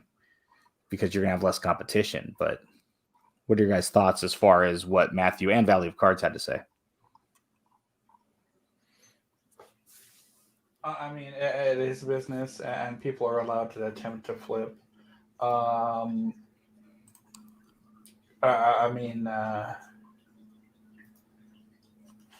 Obviously, but at the same time, these people may have had these cards ready to go, just bought previously, and they're ready to list them now. Hold on to the Mahomes until next year. I mean, he's gone to 4 straight AFC title games. Mm-hmm. Super talented, son of an ex-twin. What does that have to do with anything? Same name, but no. But also on the Burrow front, as yesterday was the Chinese New Year, and this year is Lunar New Year. Lunar New Year. It's the year of the water tiger, and if you search it on Google for what it's worth, and we wait for it, there's little fireworks that pop up. It is pretty cool. I've got a lot of that. The owners of the company I work for are Chinese American, and so we've got a lot of Chinese New Year stuff around our office. And if you're taking personal picks for the Super Bowl, one of my dad's veterans group friends works for the post office, and every now and then, after so many days, they're allowed to filter through the lost and found items, and he just happened to come up with a Cincinnati Bengals beanie hat. So how do you just how does the post office have lost and found? I mean, come on, stop it, stop. Unclaimed items. I had my After address a certain on time it. frame. Can't just set it aside for 7 days. If just a beanie shows up somewhere on a conveyor belt, how do you know whose package it comes out of? Well, if it's Bengals, you know there's probably only like 2 people before last weekend that even had one or wanted one. Of course. So we're going Cincy. So this is interesting, and it's also interesting because the Washington, formerly known as the Washington Redskins, and then the Washington football team, are now the Washington Commanders. Mm-hmm. eBay is removing items that might eventually affect the hobby. eBay is apparently removing items that they deem insensitive or offensive. I've seen Amazon does this as well and has done this. I had an item removed because it had the word rebel on it. And it was just a baseball hat, and I've been watching a lot of flipper picker YouTube videos over the past few weeks, and some items that they have mentioned in more than one video include Washington Redskins related items, Cleveland Indians, Redman tobacco, something unaffiliated with the hobby, the TV series Bonanza, just because of, a lot of Cowboys and Indians. And so again, Dallas Cowboys, Atlanta Braves. How soon until we start seeing this crossover to the hobby with trading card listings of the Redskins, Indians, Braves, Cowboys, some of the team nicknames that are either no longer in use due to, changes. Now we have the Guardians and the Commanders. But I mean, hey, if I go to buy my Cleveland Indians team set from 2007 and it's not on eBay anymore, Redman tobacco, the item that this particular picker got removed was, had the Redman logo of the Indian, and it just said Redman tobacco underneath, and it was like a cushion of some kind. And, obviously there were Redman tobacco cards in the 50s. Hopefully it doesn't become an issue, because although those names might be offensive to have on, and honestly, the guy too, that particular video was made by, he's a history teacher, and he was talking about some other propaganda from other dark periods of time that I don't want to mention by name, but he's like, certain of those items are historical items that I wouldn't mind as a history teacher having original pieces from those events that surrounded World War II and things like that to show my students this was part of our history, our world history. We don't have to be proud of our history to be able to learn from it. It's how we get smarter. It's okay for us to start saying, you know what, this is insensitive. Let's change this team name, or let's do this or that to make sure that people aren't feeling excluded, to create the world more inclusive. And it's okay for that, but that doesn't mean at the same time we need to eliminate Washington Redskins memorabilia and trading cards from eBay just because that name. I mean, it's still a card from the history of the team. Right. Well, here's one for you. Slightly way less controversial. Here's a card from a WWF set that let me hide that. For the Killer Bees tag team duo. Do you know why this was removed from Amazon? Because you can't sell pesticides. Okay, so I mean, to me, that's just an automated that system needs to flagged get it tweaked because it's a Killer Bee pesticide. Gotcha. Not pesticide card. Yeah, I get not wanting to sell items that would be offensive. I mean, I get not selling firearms and things like that, things that are legally protected and have laws in place, and whether it be on a state level or on a federal level. But to remove Red Man tobacco memorabilia, I mean, again, it's eBay's platform. They can do whatever they want. They could tomorrow, you can't sell trading cards. You can't sell Barbie dolls. I can understand to a degree. If you want to talk Horrors of War, the 1938 set, okay, sure. There are definitely some controversial cards in that set. There are definitely some Confederate sets that are extremely controversial. On the team name front, I don't know. Outside of the teams changing their names themselves, as I previously got caught earlier saying Indians instead of Guardians, it just happened. Listen. But that's the thing. Going forward, yes, those names, the cards should be identified as Guardians, Indians, the Guardians and Commanders, as it were, for the Redskins, previous Washington football team, whatever name you want to go with. But it's not like you can have a huge mass disco demolition night for previous stuff. Yeah, and we all know how that turned out. Yeah. Now, I will say this though, eBay. So I just did a quick search because I'm breaking some 21 baseball stuff this week, and eBay automatically fills in the team name and everything. So when you can filter out specifically to your team. Because it's a 21 set, technically the Cleveland team per the checklist is the Cleveland Indians. So that's what I listed it as. It is automatically populated by eBay as the Cleveland Guardians. There actually is no Cleveland Indians option anymore, from what I could tell. They just did it automatically. They didn't say, hey, it's this team instead, kind of thing. So I think at least in this transitional period, because, really there hasn't been any releases with the Guardians set.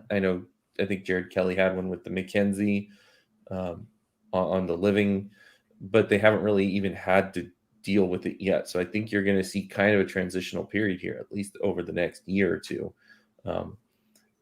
And, it'll probably, at the end of the day, they'll still have it, but as we get further and further along, it's just going to transition. I mean, how many cards do you search for that still say Charlotte Bobcats?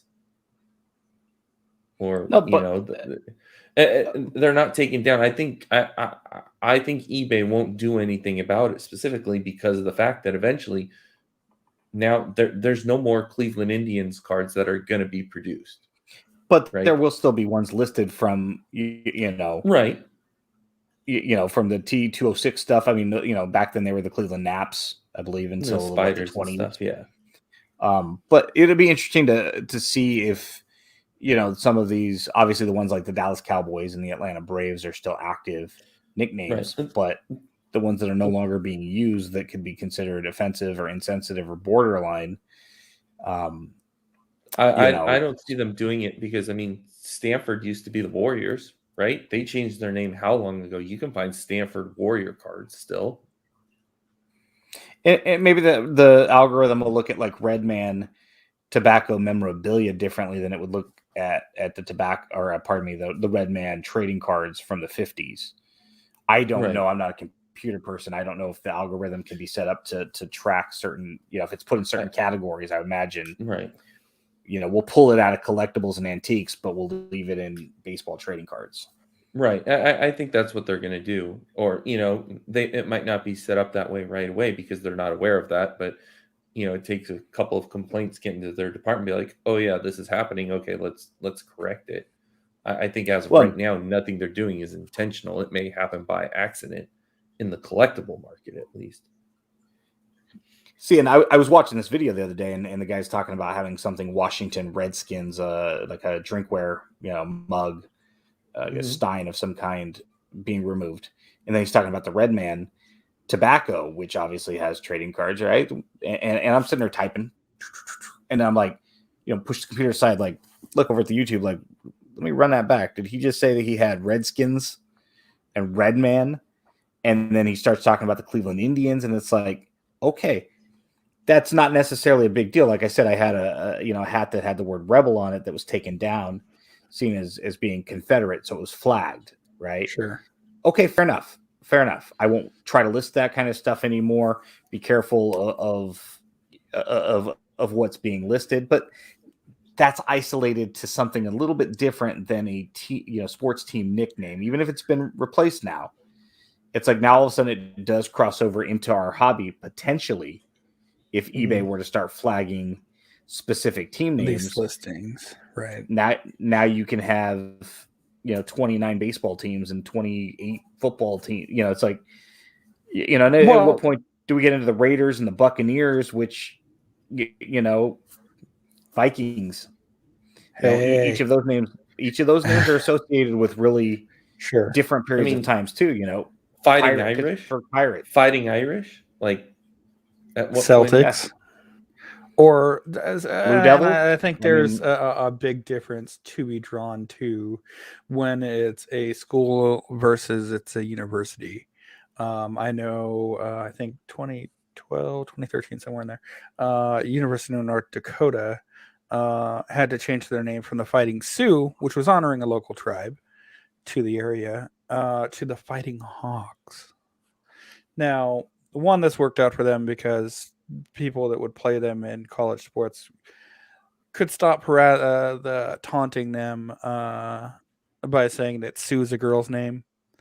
But two, there's a huge difference between the university level where it's state regulated and a private entity. I mean, look at what the Blackhawks, for example, what they're currently going through controversy wise. Could only be a matter of time before they face one with their team name too. If we need to change half the league's nicknames, if that's what the cancel culture and the greater society wants to do. I was an only kid. The Twins need to change their name now. But here's the thing. Yeah. See, I mean, we literally, we're not trying to make light of it. Taking it to an extreme, obviously. Yeah, we're not trying to make light of it. If you find any of these team names insensitive or inappropriate in any way, and not all of them certainly some of them are. Yeah, we don't want to compare the Indians and the Redskins to say the Fighting Irish. It's different levels of severity, insensitivity. So we don't. Yeah, I mean, and everybody's going to find different things offensive. I mean. It's not like the University of Mississippi, I think, that went by the Fighting Rebels. Rebels. Was it Ole Miss? Running Rebels. Running Rebels. Yeah. Yeah, and is the Washington Commanders about the commander in chief because they're in Washington, and so it's a play on the presidential name, or is it Commanders as in war? Because now, and there's the semantics of we're going to battle, we're going to war. No, you're just playing a basketball game, football. Or football game, Brad Miller of the Kings years ago had said, "Oh, we're going into battle," and because he drove an old truck and had a gun in the back of his car, a lot of local people in the Sacramento area is like, "Oh, he's this, he's that." I had members of the military, family members that died, and you shouldn't be comparing a basketball game to war. And it's like you start to get onto these different tangents. And bottom line is, if you want the Redskins to now be the Commanders or the Washington football team, fine. But if I want to go buy a 1984 Topps Washington Redskins card on eBay, I should still be allowed to do that, because as of 1984, as of 2017, they were the Redskins.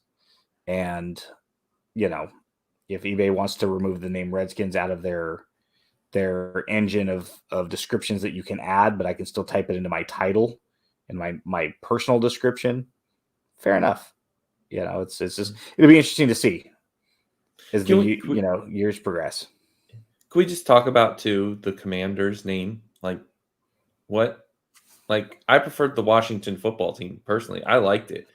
It's or Washington Football Club or something. Kind of a harkens back to the old school, like soccer teams, like the Dallas. Like those kind of. I like the Washington Football Club. Like, that's it. Like, that's what we are. On their logo, that's what they used to be back in the day. Their new logo is to the hobby as the Washington Nationals were to the Walgreens. Steph, what is their logo? W. Turn it upside down, and what is it? Oh, it's the Panini. It's the Panini. No, it's the Panini. It's muted. It's the Panini Mosaic logo. Yeah. So look at that, and here's the Mosaic logo. Oh wow! Compare these two pictures. It's the same picture. It's close. It's definitely there. And yes, the Walgreens /Nationals logo. All right. So anyway, hey, give us your thoughts on whether or not you think eBay at some point might try to wash away some of these team nicknames as the months and the years. I don't think they're going to try. I think if it happens, it'll be by accident first. If you come across it, if you're a seller and have any listings removed because of an insensitive name, let us know. Just because it would be hobby related, whereas before. Oh my God, I never noticed that. Are you serious? You ever notice Walgreens? You ever notice that the Chicago Bears logo looks like a toilet seat cover? Well, that's because they play like. Well, I mean, you are what you eat, right? So eBay is cracking down on sellers using the PWE shipping program, perhaps. This came via Frank Lozano at King NECA, spelled NECCA. Frank got an email from eBay saying that his items not received requests were high. His percentage was 1.68%, or 14 out of 831 listings. All 14 were mailed, according to Frank, using the PWE shipping program. We know that a lot of these PWEs don't get scanned, which works against the seller and sets them up for undue return requests, or in this case, eBay coming back saying, hey, this stuff's not being scanned. Well, when we know, in fact, this is interesting that eBay is stepping in, because I know previously we've had a couple or two knuckleheads who are like, oh, they just sent it PWE. I'm saying I never got it. Certain knuckleheads in the industry. But it's interesting to see that eBay is stepping in and say, hey, it looks like your domestic rate of not scanned items is way too high. Here's a penalty. Well, is it the PWE with tracking, or is he literally just sending it with the stamp? Well, he said it's a 93 cents shipping option, so I'm assuming. He says with tracking, UPS does not scan. So, as far as I know, Frank's doing everything right. It's just the fact that this stuff doesn't get scanned. Yep. Or scanned at every outlet, and I've had other people tell me that there's certain UPS or post office locations that do scan and other ones don't. Some are regional. I'm next to a big hub 30 minutes away, but my post office here, live in a city of about 35,000 people, doesn't scan. So a lot of times my PWEs will show up and it was scanned 2 days ago or yesterday, or it'll be scanned today showing it got delivered today, and then the item doesn't show up till the next day, which is fine as long as it's showing delivered. His issue is it's not being scanned properly at every outlet. And So we will see how that affects people. Speaking of eBay,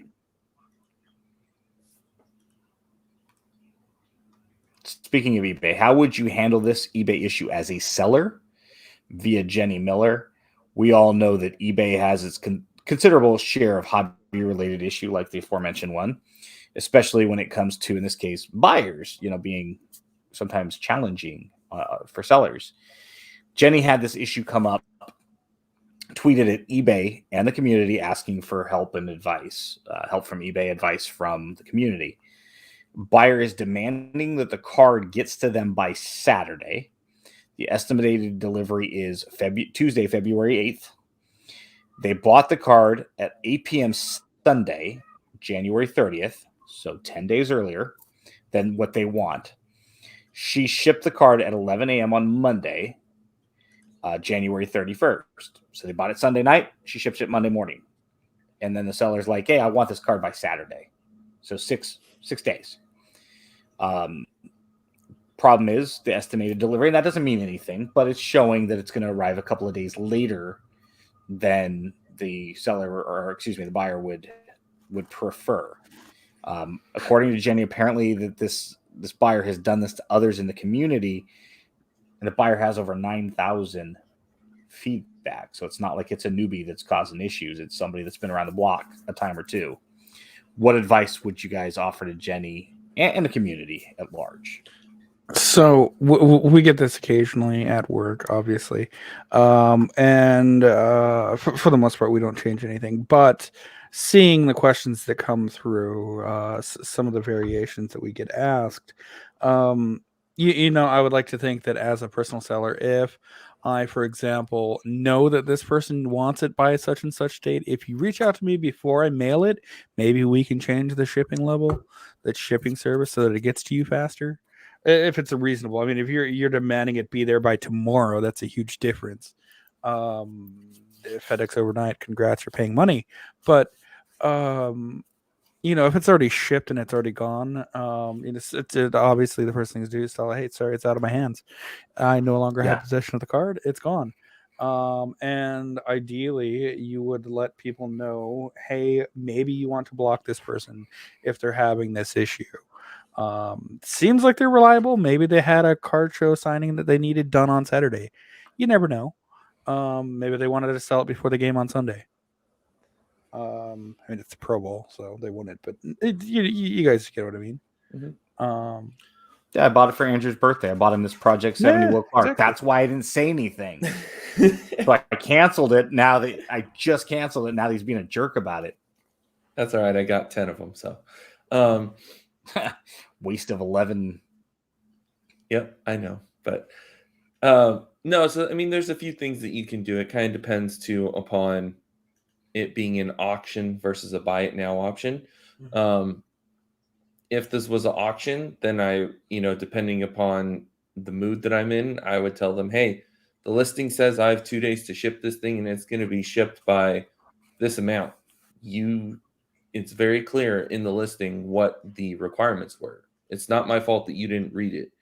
And if you get negative feedback, to me, that's an easy complaint to eBay and get that taken off, because that's not your fault. You followed all the rules that you had in your listing.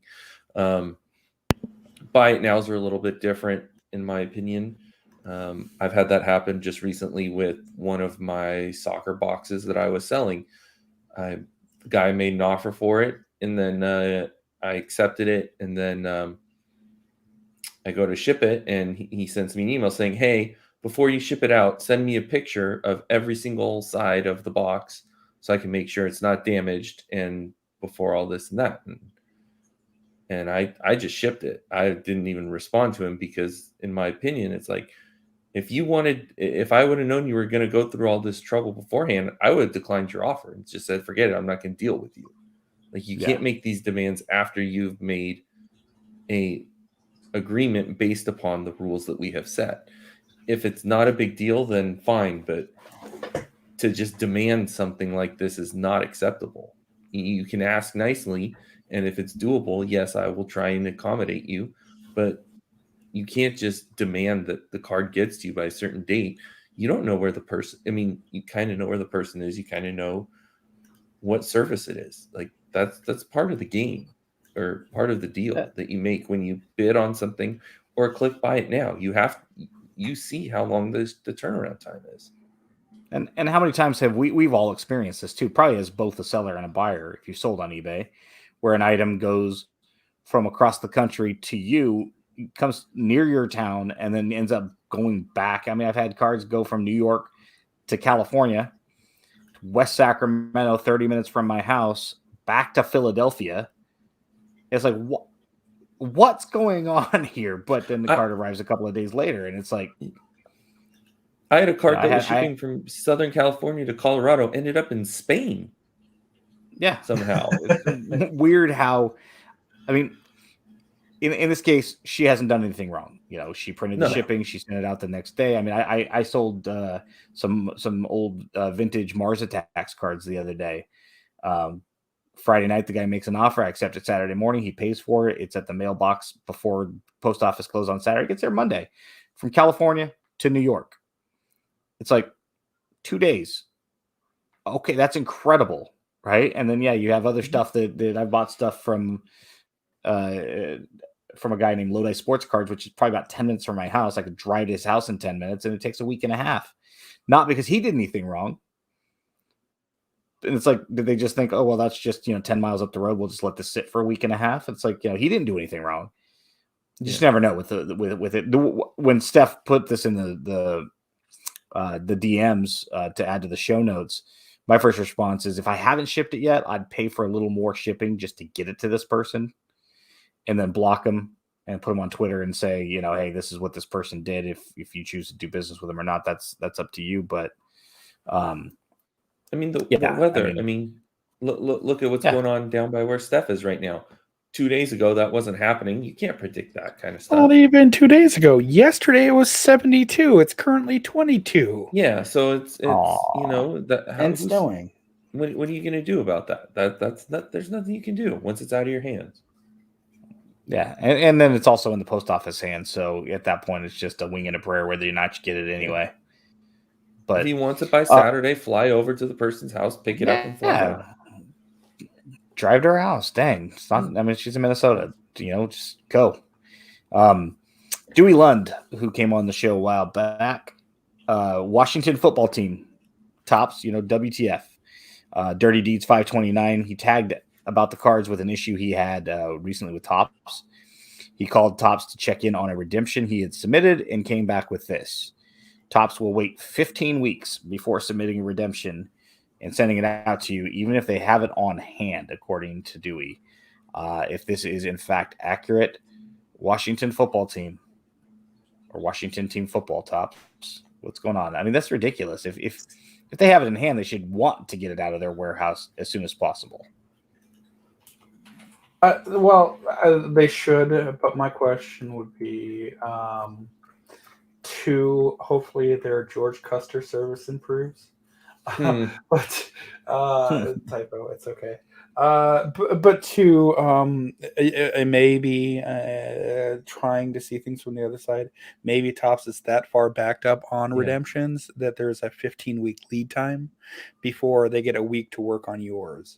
That's what I'm not saying thinking. That's the case. That's just, I mean, if I'm going to try to make sense of things, I know redemptions are an absolute headache, especially for Panini and Tops. That not everyone's Leaf that only has a couple hundred redemptions a week or more. It's just the matter of volume that they have, a matter of I bought a box of Stadium Club Chrome last year and it didn't have an auto. I called Monday morning. I was able to get a hold of a customer service agent within 10 minutes. Told me to fill out this form, send it that way. You're going to have a receipt. Never did get an auto back in the mail. Thanks, Tops. And they would ship me out something. But that's my idea of what's going on. I have a solution. I don't think that's accurate, though, because I've definitely gotten redemptions faster than 15 weeks from them. Maybe that's how they're currently backed up. Could be how they, and again, this is based on what information that he had. So you're always welcome to reach out to Dewey on Twitter and ask for more information if you want to follow up with his experiences. Or ask Tops. But here's a solution. If you're backed up because you need manpower, hey, check it out. Starstock just dropped 34 people into the market. Might have to fight the NDA, but go for it, man. Tops, 34 new employees, just like that. Speaking of Tops via Braxtall, quick review of the 2022 Series 1 checklist sees the return of the Home Run Challenge cards, which are kind of bogus and borderline. Essentially, you pick a day that you think the player featured on the card is going to hit a home run. You enter the card or the code from the card. If that player hits a home run that day, you get a serial numbered parallel of that player. I picked up a Matt Chapman one on eBay last year, and I'm like, I get it. And I bought it because it was, it was the special one, right? From the Home Run Challenge. And I get it. I'm just like, what the heck did you buy this for? Just because it says out of 183. But Steph, what is card number 29 on that checklist? Card number 29 is Buster Posey. Whoops. Why? He can come out of retirement. Yeah, on the day that you have it submitted. He's gonna hit more. He'll hit more home runs than anyone else on the Giants right now. I mean, obviously, if you look at the checklist, you are going to get a lot of the update guys, the update guys that never were the trade deadline guys. So you will get Starling Marte on the A's and Chris Bryant on, basically the entire Chicago Cubs team on not the Chicago Cubs. The better way to have done this type of program? Kind of like the Predictor series from the 90s, where if a player has whatever stats on this in games played this week, you get a special parallel through the mail. Hey, if Matt Chapman has 5 home runs the first week of the season, you get a special serial number card. If Miguel Sano hits 20 home runs before the All-Star break. Just throwing out ideas here. Maybe Fanatics will change something like this once they take over for 2023 flagship, but a couple quick observations. You'll have the first official Cleveland Guardian cards, not the Tops Living, that aren't the Tops Living Tristan McKenzie that was made last year. So you'll have those this year. You'll have the Wander Franco True Rookie card, or not. And then you'll have at least more than one Texas Ranger. Yay. I don't know if you guys had an opportunity to scour the checklist. Anything pop out at you that's exciting for you? I was told today that never mind. Some knucklehead on Twitter. I did look at it a little bit. The Twins have more than the 2014 Series 1, where they only had 4. There's 8 this year. I don't think any team didn't have a card, unlike Solak for the Rangers. Was that 2020? Yeah. Will Clark's in it, as expected. That's all that mattered to me. He's in the 87, which is nice to see him back on it. So I'll be interested to see what picture they use for it. Unfortunately, I'm going to have to collect the entire 87 insert set. I might have to. It's going to be good. It's going to be really good, I think. There is Kirby Puckett in a few insert sets. So the Tops retained his license this year. I want to see one of the wood parallels on the 87 set. To me, that is a brilliant idea. I want to see the execution on it. Well, the wood grain with the wood parallel, to me, they had to do it, and Yo-Dog, I heard you like wood grain, so we put wood grain on your wood grain, so you can wood grain while you wood grain. Yep.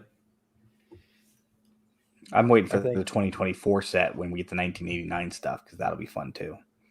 I was a big fan of the 89 series, but 89's fun. I like it. I like curvy over strict, straight line whatnots, which will be next year. Yeah, they celebrate 88. So blatant copyright infringement.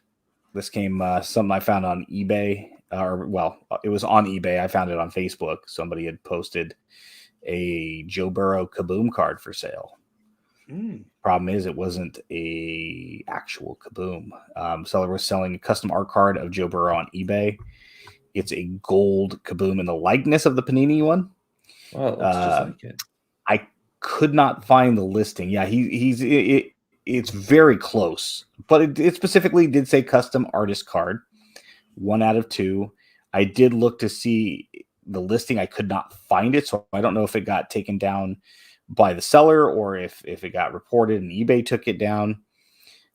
There is another link there, Steph, for you if you want to click on it. There's another ACO card featuring the word Kaboom with Burrow. Same seller, I think, had 2 of them listed. It's blatant copyright infringement because you're not allowed to use that. I'm sure Panini has that word protected. Otherwise, Topps would probably be all over it. But, I had a few people respond after I had posted it about being supporters of ACO and custom art cards, and there are some incredible ones out there. Just be careful. I would imagine that people are probably trolling that listing and have no intent of paying, or it's being shill bidded, or perhaps there are going to be somebody that's going to get that and go, whoops, I bought the wrong thing. This is a homemade card, and you're going to get a return. So, just be careful with ACO stuff. Something that's really like pulled down. I'm not seeing it. Yeah, I couldn't find it either. Yeah, but just be careful. Buy ACO stuff if you like it. Celebrate your favorite artist, but stuff like or this, have it commissioned. Yeah, just something like this is just garbage. Somebody was probably trying to take it, but the seller did say custom in bold or in capitalized letters. Mm-hmm. So I'm sure you probably have seen this video if you're on social media. I've seen it on both Facebook and Twitter from multiple accounts. Incredible find. Interesting, if nothing else. During a home renovation, a family found an entire wall of trading cards under some sheetrock. Although CNN called it vintage cards, it was actually a layout of junk wax era cards from the late 80s. Yep. Apparently, the entire wall was valued at $1.38 and lowered the appraisal value of the home.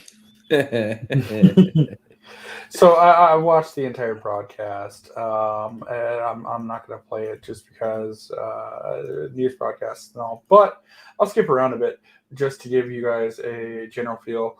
Family buys a house, wants to renovate it, live in it, maybe flip it, sell it. And previously, the wall had some almost roof tiling on the wall that when they pulled it apart, they saw a huge wall of essentially, I think the oldest one that I saw was a 79 through 87, 88. Speaking of wood grain, I think that's still 89 in there. We just saw Devon White. I saw some Donruss on there, 89 Donruss. Devon White. I even saw Sportflix. Is that Aunt Devon White? Or is it Aunt Devon White? I mean, that's really cool. I like the idea. I mean, you can't say that we all haven't done this as a kid.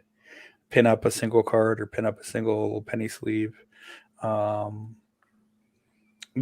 obviously not to this extreme. And you think that when they moved out, they would have fixed it. But it was kind of cool that they found the person whose house it was previously and interviewed him seemingly at a comic shop, cardboard shop, card game store type deal, and asked him, hey, what happened? And this family said that they decided to spackle over it and try to make it as close. It was easy for them to do, and that he wishes the best of luck to the family who bought the house. It's like seriously, they're like, hey, we're gonna renovate this room, and they're like, so let's take those cards down. They're like, nah, just put stuff up over it, man. It's worthless. Well, and the current family said that they were going to leave it because they have enough renovations throughout the rest of the house. They were going to decide on it later, so that's a nice touch too. Mm-hmm. That's neat. It was very interesting though that CNN called it vintage. And then the very next day, the CEO of CNN resigns. That cannot be a coincidence. I mean, he had to be embarrassed. So he's like, you know what? Sorry, guys. I'm hanging my head in shame and I'm quitting. So just because it's 30 years old doesn't mean it's vintage. It's the name of an era. But that was a conversation for 6 episodes ago.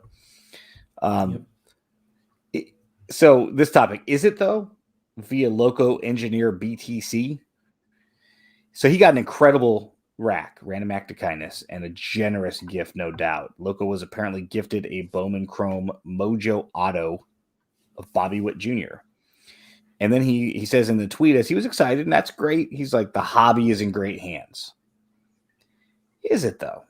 I mean, there are a lot of incredible people in this hobby, a lot. And some of them go unrecognized for their generosity and kindness. But to say the hobby is in good hands because he got a nice card, we're still in the continent era of a lot of negativity and a lot of sneakerheads and flippers. And I'm glad he got a very nice gift. I think we all have gotten great gifts from people and seen the generosity and kindness as we've dealt with personal issues and people have reached out. And I know I have personally. I know Steph recently has as well. And it's just I wouldn't go as far as to say the hobby is in good hands. What are your guys' thoughts? I can equally say there are plenty of amazing people in the hobby, the industry. Enough to say that it's in okay hands. But at the same time, you just may want to wash your hands afterwards, depending on certain individuals that you talk to. When we've seen so much nonsense from Bayside Breakers being awesome, to Bayside Breakers still being wrong about the best first baseman of the Bay Area of all time, neither of which made ESPN's top 100 baseball player. I'm assuming they're not top 25. They released that tomorrow. Best first baseman of the Bay Area isn't the one you and I are even thinking of. It's Willie McCovey. I was about to say it's got to be McCovey. And even Cepeda. They spent some time there, I believe, with the Giants as well. But we've had backyard breaks, and we've had Marks cards, and we've had Sasha T or some other knucklehead or in Mojo autographs. I think there are not Mojo break, Mojo autographs. A lot of people are pulling all, and this is February 2nd. We're 30 days in, and there's so many shenanigans and scams, and you have all of this stuff going on. And I get it. Again, not trying to rain on this guy's parade, but to say the hobby is in good hands, there are a lot of generous and great individuals, great hobbyists, great collectors, great people with huge hearts. But there's so much negativity that it's not like, it's not in great hands. There's a contingent of great people, and they do a lot of great things for a lot of people. And he was gifted a great gift by one of them, perhaps. But there, the equal side of the coin, there's a lot of negativity and a lot of bad people in this hobby as well. And we're going to start seeing more and more stories like the Marks card stuff coming out in months to come, because it's the downside of the bubble having burst. Yeah, now you're going to start to see the scammers coming out of the woodwork. And in life is great in the upswing, right? Real estate bubble of 06, 07 leading up to 08, right? When everybody's making money, everybody's buying houses. Life is good. I'm getting a $450,000 house and paying $800 a month. So I'm only paying the interest, and life is awesome till it's not anymore. And, two sides to every coin. I think there are a lot of great people. Can't say that enough. But and that's why we'll strive to continue to show both sides. Amazing things that are going on and the not so amazing things that are going on. Yeah, by companies, by collectors, by anybody. At the end of the day, collect what you like, associate with who you like, enjoy the hobby. We don't all have to collect the same. We can live vicariously through other people. We can give each other a hard time, like I just did to Andrew a few minutes ago. It's fun. It's meant to be, find new PCs. If you want to collect the AEW canvas cards from Upper Deck, which are phenomenal. At least via the picture. I haven't touched them in hand and seen them, but they look incredible. You want to find something new, just don't go out and buy Joe Burrow cards when everybody's selling at 170% to what the market was last week. Should have bought them last week. Buy or them in a do month if you think they're going to be $250 next week. That's called speculation. Or the week after. Sorry. Yeah, we're talking about collecting, not speculating. But could be both. It has to be both. The support you're speculating has to support. The one habit has to support the other. So anyway, we don't want to get too preachy at the end of the show. We've had a good show. Anything you guys got before we get out of here? I do have one minor note. Obviously, packing up the Jeep tomorrow morning, heading to Houston. We will be at the TriStar show, taking in submissions, answering general questions that people may have of ComC or services that we offer. We will be, me and Ange and a few other people will be at booth 147 and 148. If you see us, come say hi. Podcast maybe out a little bit later tomorrow afternoon, just because we'll be driving to Houston. And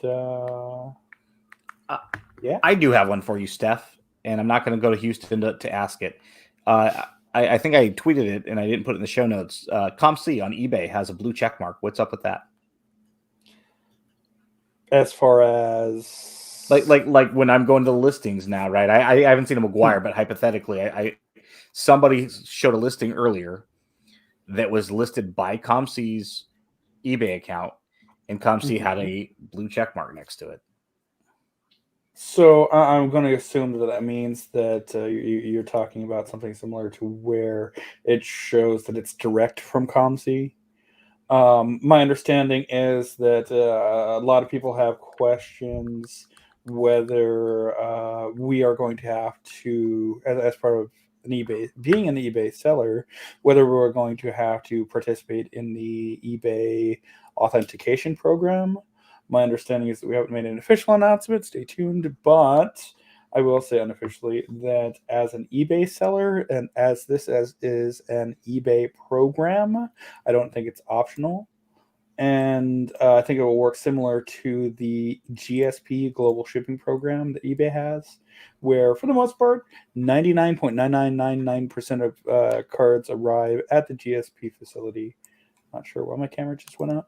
Arrive at the GSP facility in Erlanger, Kentucky, and then ship out to their international destinations without problem. I would assume that this works similar to that we ship to Florida, you have tracking proof, and then eBay through CSG, CGC will ship the card out with new tracking from that point. Gotcha. Oh, interesting. I saw that, and I know there's a few people on Facebook and whatnot that were saying, "Hey, what's going on with that?" So, figured I would ask you as we close out the show. Andrew, do you got anything? Yeah, I'm just gonna do a quick personal thing. Shout out to my daughter Skylar. She turns 2 tomorrow. Hey, congrats! They always, heck yeah. I started doing this breaking right around when my first daughter was born, about 4.5 years ago. And so every time one of them has a birthday, it always just shocks me that here I am still doing this. And, they're part of the reason why I do it, because I don't go anywhere on the weekends because of them. So, happy birthday. Yes, happy birthday. And a shout out to Headlee, too, because I know she likes hearing her name on the show, you're going to get a video from her now because you said her name. Thank you for letting us borrow your dad for the night. And thank you for coming on, of course. And of course, thank you to Adam Headlee. He was a really nice guy. We hadn't had a chance to talk to him in person before tonight's show, just through some DMs. And what a cool guy, and he's got some cool stuff and a cool project. So glad we were able to get him on, and then hopefully we didn't make it too political. I mean, obviously there's a little bit there just because of what the subject matter was of the cards, but we're live every Wednesday at 8 p.m. Pacific, 10 Central, and still freezing on YouTube. You can always find us on the Twitter and the Instagram and the Facebook. You can make sure to subscribe and review our show on all platforms. You can follow Steph at Junkwax Twins. You can follow Andrew at Bayside Breakers. And I'm Ben. You can follow me at Our Trading Cards. And please share your hobby stories, great pulls, send your questions our way. Keep collecting. We'll talk to you next week.